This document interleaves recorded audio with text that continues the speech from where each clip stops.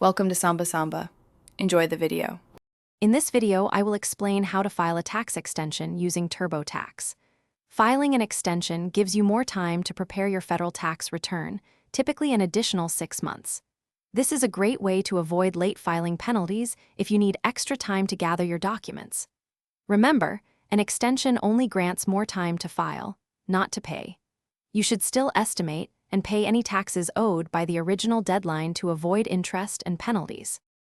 To begin, log into your Turbotax account and navigate to the section for filing an extension. You'll need to provide some basic personal information and an estimate of your tax liability.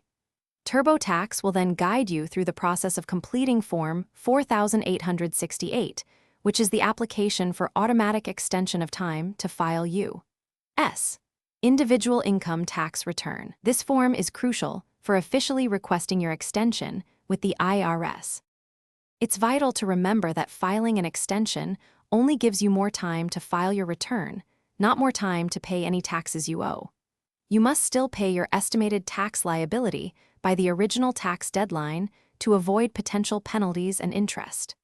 Turbotax allows you to make a payment when you file your extension, or you can pay directly through the IRS website. Don't delay your payment, even if you're extending your filing time.